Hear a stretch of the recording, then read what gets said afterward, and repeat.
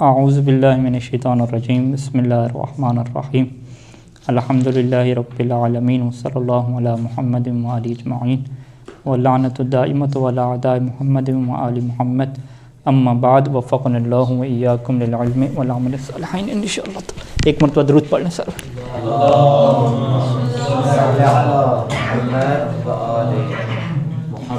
گفتگو ہماری ہے مہما کے متعلق۔ آپ ادھر آ جائیں۔ مہما کا اردو میں جو ترجمہ کیا جاتا ہے جو بھی سے عام طور پہ کیا جاتا ہے، ٹھیک ہے، جو بھی۔ اور یہاں پہ ایک شعر ہے جس کے اوپر بہت ہی بحث کی جاتی ہے، ٹھیک ہے۔ مہما تکن عند امرئ من خلیقۃ وَإِنْ خَالَهَا تَخْفَى عَلَى النَّاسِ تُعْلَمِ۔ اچھا، یہاں پہ بحث کیا ہوتی ہے یہاں پہ مہما تکن عند امرئ من خلیقۃ میں، کہ مہما آیا اسم ہے یا حرف ہے، ٹھیک ہے، اسم یا حرف، یہ دو سوال کھڑے ہوتے ہیں۔ جو اسے اسم ثابت کریں گے ضروری ہے کہ وہ اس کے اندر اسم کی علامات کو ثابت کریں، اور اسم کی علامات ظاہری تو اس کے اندر نہیں آ سکتی، علامت معنوی اس کے اندر آئے گی۔ وہ کیا ہے؟ الحدیث عنہ، کہ اس کے بارے میں گفتگو ہو۔ مہما کے بارے میں گفتگو ہوگی، یہ کیسے پتہ چلے گا؟ یہ ایسے پتہ چلے گا کہ ہم کہیں کہ مہما یا مفعول واقعہ ہو جائے، خبر واقعہ ہو جائے، فاعل واقعہ ہو جائے، ٹھیک ہے جی، یا جناب علی اس کی طرف کوئی ضمیر پلٹے۔ اس طرح کی نشانیاں ایسی ہوتی ہیں کہ جس سے پتہ چلتا ہے کہ مہما جو ہے یہ اسم واقع ہو رہا ہے۔ اور یہاں پہ ہمارے پاس دو آپشن ہیں مہما کو اسم ثابت کرنے کے لیے۔ پہلا آپشن کیا ہے کہ تکون کی جو ضمیر ہے وہ مہما کی طرف پلٹے، ٹھیک ہے جی، یعنی الحدیث عنہ کو ثابت کرنے کے لیے پہلا آپشن کیا ہے؟ ارجاع الضمیر کا، کہ تکون کی ضمیر مہما کی طرف پلٹے۔ اور دوسرا آپشن کیا ہے جی حدیث عنہ کا، کہ مہما تکون کے لیے مفعول، تکون کے لیے مفعول تو نہیں ہوتا، یعنی خبر واقع ہو جائے۔ جب تکون کے لیے مہما خبر واقع ہوگا تو گویا کہ ہم مہما کے بارے میں بات کر رہے ہیں، ٹھیک ہے جی۔ دوسرا کیا ہے کہ یہ خبر مقدم واقع ہو جائے، ٹھیک ہے۔ یہ دو چیزیں ایسی ہیں کہ اگر ہم یہ ثابت کر لیں، یا یعنی ارجاع ضمیر ثابت کر لیں، یا خبر مقدم ہونا مہما کا ثابت کر لیں، تو یہ اسم ہونا ثابت ہو جائے گا۔ اور حرف والے کیا کہیں گے؟ حرف والے کہیں گے کہ نہ، ہم اسے جو ہے وہ ضمیر اس کی طرف نہ پلٹا سکتے ہیں۔ ضمیر پلٹانے کا مطلب کیا ہے؟ ضمیر پلٹانے کا مطلب یہ ہے کہ مہما کو پھر آپ کیا بنائیں گے؟ مبتدا بنائیں گے، ٹھیک ہے جی، کہ جب اس کی طرف ضمیر پلٹے گی تو مہما کیا بن جائے گا؟ مبتدا بن جائے گا۔ یعنی الفاظ دیگر ہم یہ کہیں کہ جو اسے حرف بناتے ہیں وہ کہتے ہیں کہ مہما کو یہاں پہ ہم مبتدا نہیں بنا سکتے، ٹھیک ہے، اور اسی طریقے سے وہ یہاں پہ کہتے ہیں کہ مہما کو ہم خبر مقدم بھی نہیں بنا سکتے۔ یہ یعنی نقشہ ہمارے سامنے واضح آیا۔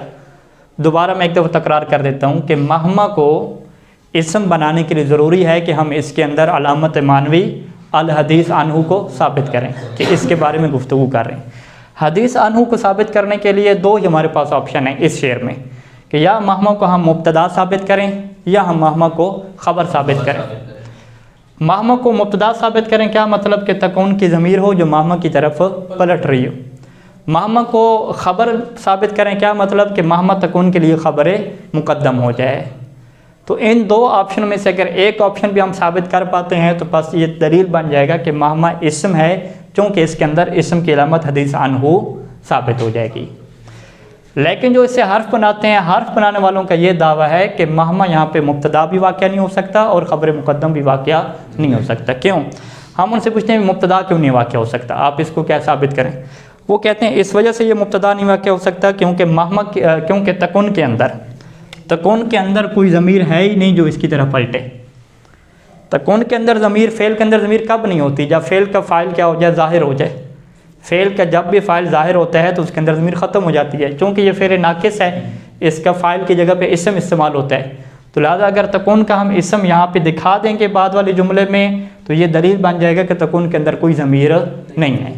اور وہ لوگ کیا کہتے ہیں، وہ کہتے ہیں کہ تکون کا جو اسم ہے نا یہ خلیقتن ہے، خلیقتن ہے، یعنی تکون خلیقتن، مہما تکون خلیقتن. اور یہ جو من ہے نا وہ من کو کیا کہتے ہیں، زائد بناتے ہیں. ٹھیک ہے. ویسے تو اگر آپ یوں ان سے پوچھیں کہ بھائی من خلیقتن یہ تکون کا کیسے اسم بن رہا ہے، تو جار مجرور ہے. وہ کہتے ہیں بھئی اس من کو آپ کٹ آف شمار کرو. ٹھیک ہے.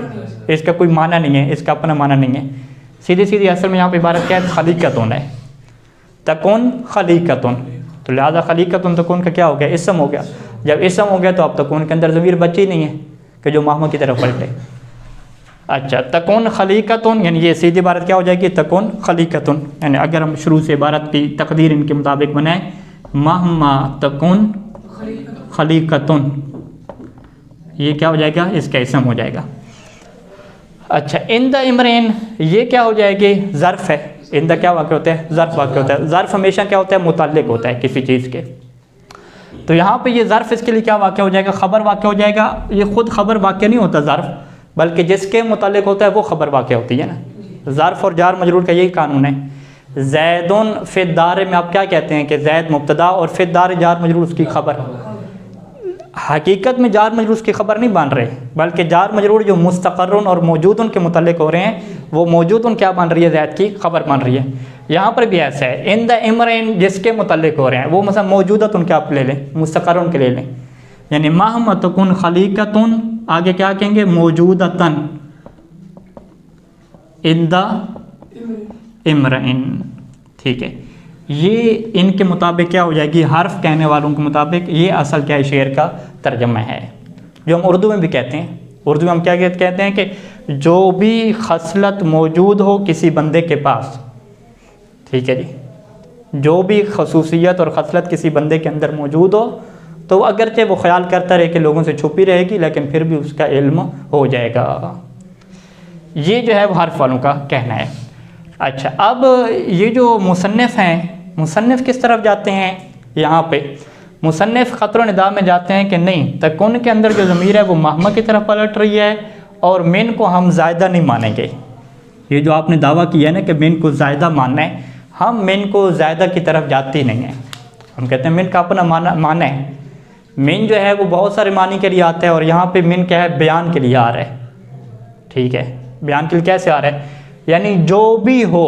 مہما تکون کا مطلب کیا ہوگا، جو بھی ہو. تکون کی ضمیر مہما کی طرف پلٹ گئی. جو بھی ہو، وہ جو کیا ہے، جو بھی وہ کیا ہے، اس جو بھی کو کیا ہے، من خلیقتن بیان کرے گی. ہاں، جو بھی خصلت ہو. یعنی آپ ترجمہ اردو میں بھی کیا کرتے ہیں، جو بھی خصلت ہو. جو بھی خصلت ہو کیا مطلب کہ اس خصلت نے کیا کیا، اس تکون کے اندر جو ضمیر تھی جو مہما کی طرف پلٹ رہی تھی اس کو کیا کھول کے بیان کیا. اسے کیا کہتے ہیں، من بیانیہ، من مفسرہ، کہ من کیا کر رہا ہے، اس بات کی آپ کی تفسیر کر رہا ہے. من بیانیہ کی کوئی اور مثال آپ کے ذہن میں ہو. ٹھیک ہے. فَاجْتَنِبُوا الرِّجْسَ، ہاں یہ اچھی مثال دی. فَاجْتَنِبُوا الرِّجْسَ، رجس سے کیا ہے، پرہیز کرو. اب رجس کے آگے کیا ہے، من نے بیان کی، تفسیر کی کہ من الاوثان ہے، کہ وہ رجس سے کیا ہے، بت ہیں اور باقی چیزیں ہیں. تو یہ ہو سکتا ہے کہ من بیانی ہو سکتا ہے. تو ابن ہشام کیا کہتے ہیں کہ آپ زیادہ وغیرہ کے چکروں سے باہر نکلیں، اتنی جو ہے وہ زیادہ بھی بنانے کے شوق پورے نہ کریں. من کو آپ اصل معنی پہ باقی رکھیں کہ من جار مجرور ہیں، جار مجرور ہیں اور بیان کر رہے ہیں، تکون کے اندر جو ضمیر ہے اس کو کیا کر رہے ہیں، بیان کر رہے ہیں. تو یہ معنی کے اعتبار سے ہو جائے گا. اور آپ نحوی اور اعرابی اعتبار سے اگر دیکھیں گے تو ہم کیا کریں بھی، اس کو بیان کر رہے ہیں، کیا مطلب، یعنی اس کی حالت کو بیان کر رہے ہیں، کسی چیز کی حالت کو بیان کرنا. تو لہذا من خلیقتن یہ جار مجرور متعلق ہو جائیں گے. ٹھیک ہے. کوئی بھی چیز معذوف مان لیں، ہم وہ معذوف مانتے ہیں کائنتن. ٹھیک ہے. مہما تکون یعنی جو بھی کائنتن ہو، من خلیقتن خلیقہ میں سے. ٹھیک ہے. اس کائنتن کو ہم کیا بنا دیتے ہیں، لغت کے اعتبار سے حال بنا دیتے ہیں. یہ کیا واقعہ ہو رہا ہے، حال واقعہ ہو رہا ہے. مہما تکون یعنی جو بھی ہو، وہ کیا ہو، من خلیقتن، وہ جو کیا ہو، در حالہ کہ وہ جو خلیقہ میں سے ہو. یعنی جب ہم نے کہا نا کہ جو بھی ہو، تو اگر انہیں کیا سمجھا، جو بھی ہو یعنی جو بھی ہو کا کیا مطلب کہ جو بھی رشتہ آ جائے، ٹھیک ہے، فوراً ذہن کدھر گیا؟ لڑکی کی طرف گیا کہ جو بھی ہو، انہیں کوئی بھی لڑکی ہو، کسی بھی خاندان کی ہو، کوئی بھی رشتہ آ جائے، ان کے نہیں رشتے کی بات نہیں ہو رہی، مہما تکون من خلیقتن، کہ وہ جو بھی ہے نا، حال کون ہی من خلیقتن، ٹھیک ہے، کائنات، حال کون، کائنات کی ایک تفسیر کرتے ہیں کہ حال کون ہی، کہ وہ جو ہے نا اس کی حالت کیا ہو، حال کون ہی من خلیقتن. اچھا، من خلیقتن، پھر من خلیقتن کیا ہو جائے گا؟ تکون کے لیے اسم، یا تفسیر کہتے ہیں کہ نہیں، یہ اسم نہیں بنے گا تکون کے لیے، بلکہ اس کی کیا بن جائے گا؟ تفسیر بیان یہ کرے گا، گویا کہ یہ اس کے لیے حال بن رہا ہے. کس کے لیے حال بن رہا ہے؟ تکون کی جو ضمیر کے اندر ہے، تو ضمیر مہما کی طرف پلٹ جائے گی. تو لہٰذا اس کی تقدیر میں ہم کیا لکھیں گے کہ مہما تکون، تکون کے بعد جو ہے وہ ہم خلیقتن کو اس کا اسم نہیں بنائیں گے. تکون کے اندر جو ضمیر ہے یا، ٹھیک ہے، وہ کیا بنے گی؟ اس کا اسم بنے گی، جو کہ کدھر پلٹے گی؟ مہما کی طرف پلٹے گی. یعنی اگر ہم سیدھی عبارت لکھیں تو یوں ہو جائے گا تکون مہما، ایسے ہی ہے نا. ادھر کیا تھا؟ تکون خلیقتن تھا، اور ادھر کیا بن جائے گا؟ تکون مہما، مہما اس کا اسم بن جائے گا. اب یہ جو مہما اسم ہے نا، اس کے لیے یہاں پہ کیا ہو جائے گا؟ حال کون ہی، ٹھیک ہے جی، من خلیقتن، بلکہ ہم فقط حال کون ہی من خلیقتن تھا ادھر، ہاں، من خلیقتن، ٹھیک ہے جی. یہ ہم الگ کر لیتے ہیں، یہ تقدیر کن کے مطابق ہو جائے گی؟ حرف والوں کے مطابق، اور یہ جو ابھی ہم تقدیر بیان کر رہے ہیں یہ اسم والوں کے مطابق. تکون مہما جو بھی ہو، حال کونی در حال کہ وہ کیا ہو، من خلیقتن، خصلت میں سے ہو. پھر وہ کیا آگے، پھر وہی بات ہے، ٹھیک ہے، جیسے اوپر کہا تھا موجودتاً عند امرئن، یہاں پہ کیا ہو جائے گا؟ موجودتاً، ہاں، عند امرئن. بلکہ یہاں پہ اگر ہم صحیح طریقے سے لکھیں تو جو چیزیں ہم محذوف مان رہے ہیں اس کو یوں لکھیں،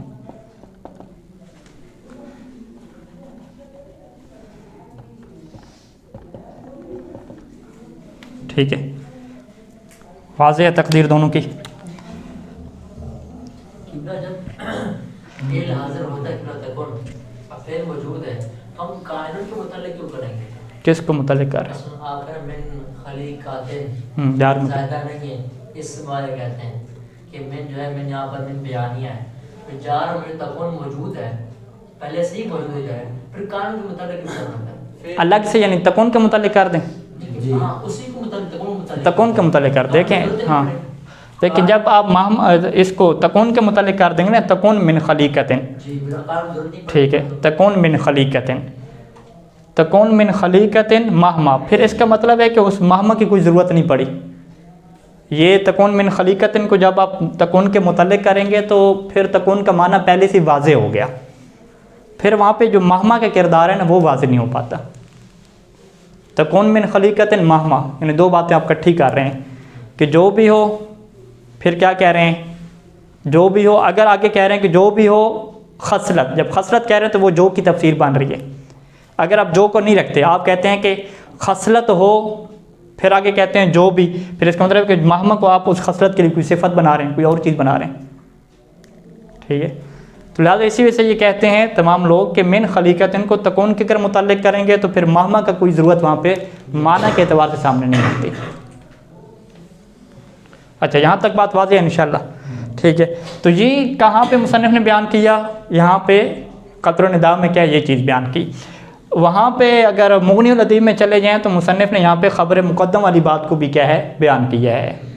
یہاں پہ بھی مصنف نے مہما کو کیا بنایا؟ تکون کا اسم بنایا ہے. اور وہاں پہ اگر آپ چلے جائیں تو انہوں نے تکون کے لیے مہما کو کیا بنایا؟ خبر بنایا ہے، ٹھیک ہے. اور پھر اسم کیا بنایا؟ اسم وہی بنایا، من جار کو زائدہ مان کے خلیقتن کو اس کا اسم بنا لیا اور مہما کو اس کی خبر بنا لیا، ٹھیک ہے.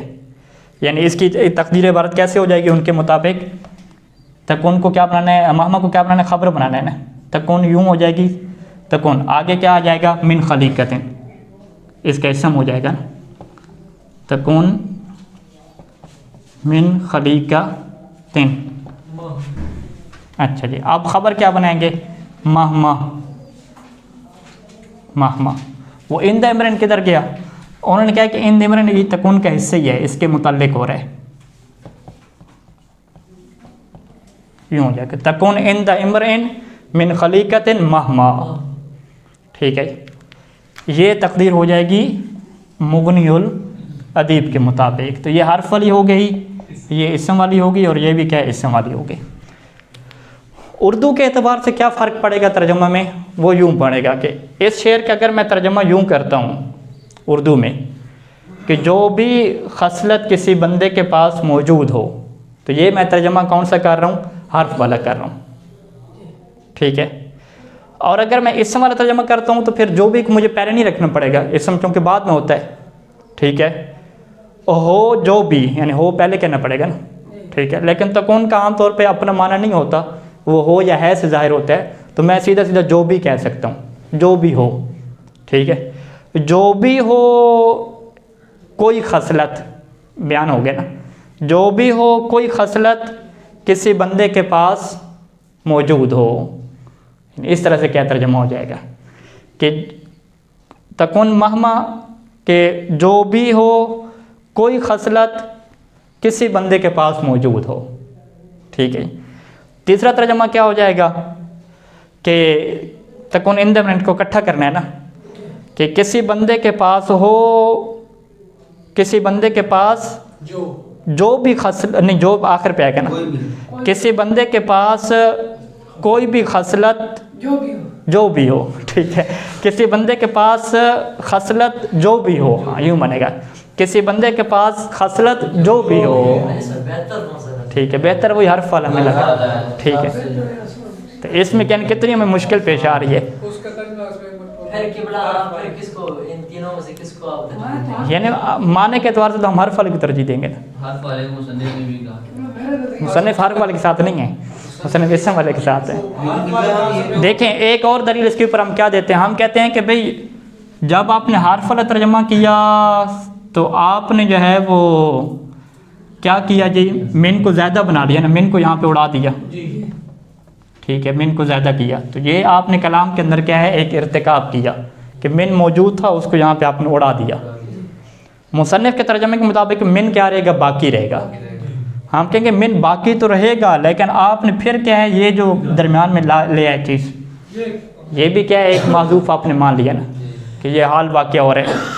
تو یہ آپ نے بھی کیا اس چیز کا ارتکاب کیا. پھر وہاں پہ اگر ہم ٹوٹل ارتکاب کریں تو ایک ان کا کیا ہو گیا، من کو زیادہ ماننا ہو جائے گا. ٹھیک ہے. دوسرا یہ والا موجودہ ویسے ہی معذوف ہوتا ہے، یہ دو ان کے ارتکاب ہو گئے. ان کے دیکھیں تو ان کے بھی کیا دو ہو گئے نا، حالہ کونی اور موجود ہے، دو برابر ہی کھاتا ہے، یعنی برابر چل رہا ہے. اگر زائد اور معذوف کے اعتبار سے دیکھیں زیادہ چل رہا ہے. ویسے کہ یہ اصل ہوتا ہے قبلہ، اگر من زیادہ وہ مانا ہے، من زیادہ کا مطلب یہ ہوتا ہے کہ آپ عبارت میں ذکر نہ کریں کوئی فرق نہیں پڑتا. تو پھر ان کی بات ٹھیک ہے قبلہ حرف والوں کی، لیکن حسن عبارت ہے نا، حسن عبارت نہیں وہ دیکھیں کوئی نہ کوئی اس کا معنی تو ہوتا ہی ہے نا، لیکن وہ معنی اس کا اپنا اصلی نہیں ہوتا، تاکید والا ہو جاتا ہے، کوئی اور ہو جاتا ہے. جو زائدہ حروف ہیں، ابن ہشام کی ایک کتاب ہے اس کے اوپر، کیا نام ہے اس کا میرے ذہن سے نکل گیا. انہوں نے اس میں یہ ثابت کیا ہے کہ قرآن مجید کے اندر جو زائدہ حروف آئے ہیں ان کا کوئی نہ کوئی معنی ہے، وگرنہ تو قرآن میں کیوں زیادہ لفظ آ جائے، فضول لفظ تو نہیں ہو سکتا. پھر انہوں نے وہ معنی ثابت کیا، تقریباً وہ تاکید والا معنی ہوتا ہے، تاکید والا بلاغت کے اعتبار سے. ہاں جیسے وہ کاف زیادہ وہاں پہ بناتے ہیں سارے. تو یہ اس کے اوپر وہ چونکہ نحوی چیزوں کا نہیں پتہ ہوتا تو وہ خطیب پڑھ رہے ہوتے ہیں. کون ایک خطیب تھے جو فوت ہو گئے. ٹھیک ہے. ہاں جی جی جی جی جی انہوں نے کہا کاف زیادہ نہیں بنائیں گے، ہم کاف تشبیہ بنائیں گے. تو وہ زیادہ کے معنی عام طور پہ لوگوں کی طرح کیا مشہور ہے کہ زیادہ کیا مطلب لغو یعنی فضول، جبکہ زیادہ کا مطلب کیا ہوتا ہے کہ اس کا جو اپنا معنی موضوع ہوا ہے، جو معنی موضوع کہتے ہیں، اس میں استعمال نہیں ہوا، کسی اور معنی میں استعمال ہوا ہے، یہ مراد ہوتی ہے. ٹھیک ہے. وگرنہ اگر یہ زائدہ ہوتا تو اس کی ترکیب کیسے کرتے، جبکہ یہ ترکیب میں کیا ہے، من جارہ واقع ہو رہا ہے، خلیقتاً کو جار بھی دے رہے ہیں. ٹھیک ہے. فقط ہم کو کیا کہتے ہیں ہم یہاں پہ پہلی والی ترکیب میں کہ خلیقتاً ظاہری طور پہ مجرور ہے، لیکن یہ محلاً کیا ہے، مرفوع ہے. محلاً نہیں کہتے، تقدیراً، کیونکہ معرب ہے نا، مبنی تو نہیں ہے. ہم کیا کہتے ہیں کہ خلیقتن یہ اسم واقع ہو رہا ہے تکون کے لیے، اور یہ فی محل رفع ہے اور مرفوع ہے بضمۃ المقدرۃ، مرفوع بضمۃ المقدرۃ۔ اب جب ضمہ مقدرہ کی بات کی تو اس کے ظاہر ہونے سے کیا چیز معنی بنی؟ منع من ظہورہا، ٹھیک ہے، منع من ظہورہا الحرف الجارہ، حرف جارہ جو ہے اس کے ظاہر ہونے سے معنی بن گیا، کیونکہ حرف جارہ اس کو کیا دے گا؟ جر دے گا۔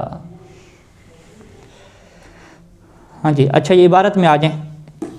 وَأَمَّا مہما کے متعلق فَزَعَمَ الْجَمْهُورُ أَنَّهَا اسْمٌ، جمہوریت کا جی یہ زعم ہے، یہ سمجھنا ہے کہ یہ اسم ہے، اور ان کے پاس اللہ تعالیٰ کے قول کی یہ دلیل موجود ہے، مہما تأتنا بہ من آیت، ٹھیک ہے، مہما تأتنا بہ من آیت کیا ہے آگے؟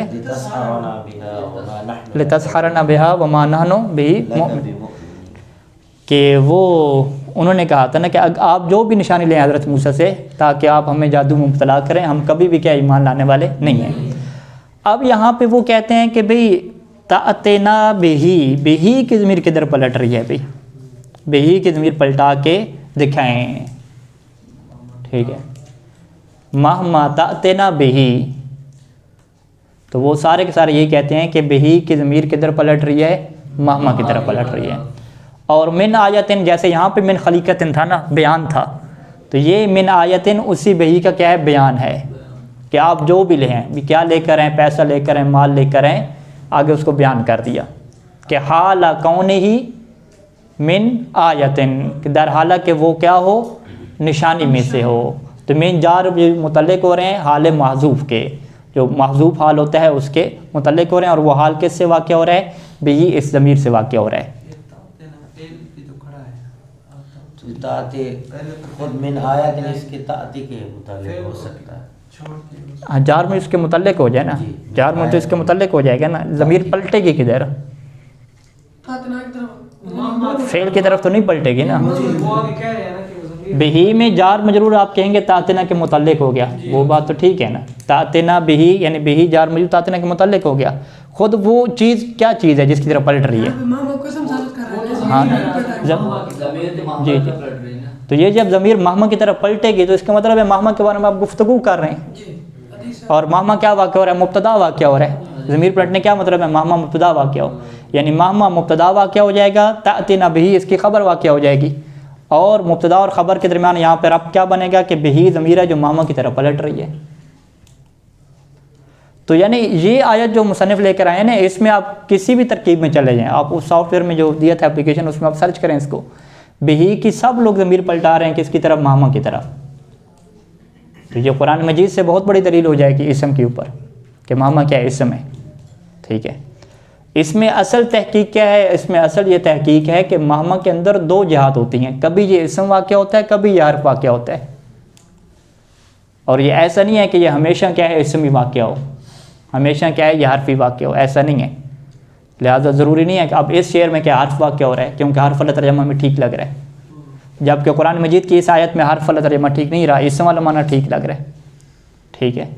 تو لہٰذا چونکہ یہ کبھی کبھار ایسا ہوتا ہے، اور خود یہ جو یہاں پہ مصنف نے لکھا کہ سہیلی اور ابن یسون جو دو ناوی تھے وہ اسے حرف سمجھتے تھے، تو اہل تحقیق نے لکھا کہ وہ اسے ہمیشہ کے لیے حرف نہیں سمجھتے تھے، ان کا یہ نظریہ تھا کہ کبھی یہ حرف کے طور پہ استعمال ہوتا ہے، نہ کہ یہ ہمیشہ کے حرف کے طور پہ آتا ہے، تاکہ وہ قرآن کی اس آیت کا انکار کر دیں یا اس میں کہیں کہ بہی کی ضمیر کدھر پلٹ رہی ہے۔ یعنی سہیلی اور ابن یسون سے بھی اگر یہی آیت سامنے رکھیں گے تو وہ کہیں گے کہ یہاں پہ مہما اسم واقع ہو رہا ہے، لیکن اگر وہ زہیر کا شعر رکھیں گے مہما تکون عند امرئن تو وہ کہیں گے نہیں یہاں پہ حرف واقع ہو رہا ہے، کیونکہ معنی کے اعتبار سے وہ دیکھ رہے ہیں، ہاں جس معنی کے اعتبار سے جو مناسب بنے۔ والضمیر فالہاء من بہی عائدۃ علیہا، تو ہا جو اس بہی کی ہے یہ اس کی طرف پلٹ رہی ہے، اور ضمیر نہیں پلٹتی مگر کس کے اوپر؟ اسماء کے اوپر۔ وزعم سہیلی و ابن یسون انہا حرف، اور سہیلی اور ابن یسون دونوں نے ظاہر کیا کہ یہ حرف ہے، واستدل علی ذالک، دونوں نے اس کے اوپر استدلال کیا ہے زہیر کے اس قول کے ساتھ کہ مہما تکن عند امرئ من خلیقتہ وان خالها تخفى عن الناس تعلم۔ اچھا جی، یہاں پہ ان کا استدلال کیا ہے جی؟ و تقریر الدلیل ہے، یعنی ان کی دلیل کا بیان کیسے ہے، یوں ہے کہ انہما عرب خلیقتاً اسما لتکون، انہوں نے خلیقتاً کو تکون کا اسم قرار دیا ہے۔ وہ اسم کیسے قرار دیا کہ من کو اس کے اوپر کیا بنا دیا، زائدہ بنا دیا۔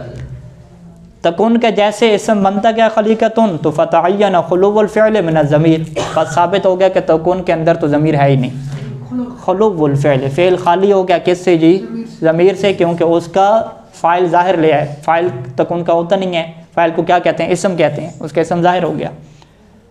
وَكَوْنُ مَهْمَا، پس یہاں پہ ثابت ہو جائے گا کہ مہما کیا ہے، حرف ہے۔ جب مہما حرف ہے تو حرف کے بارے میں ہم کیا کہتے ہیں، لا محل لہ من الاعراب، یعنی لا موضع لہا من الاعراب، یعنی کوئی مبتدا آپ نہیں بنائیں گے اسے۔ اگر ضمیر پلٹ جاتی تو مبتدا آپ بناتے، کوئی نہ کوئی اس کا محلی اعراب ہوتا، یا ظاہری اعراب ہوتا، یا تقدیری اعراب ہوتا، لیکن مہما چونکہ اس میں مبنی ہے، جب مبنی ہے تو اس کا کیا ہے، محلی اعراب ہوگا نا، ٹھیک ہے۔ تو لا موضع لها من الاعراب اذ لا يليق بها، صلی اللہ علی محمد وآلہ اجمعین۔ یہ پھر آپ عبارت خود حل کر لیں، ٹائم کیا ختم ہو گیا ہے۔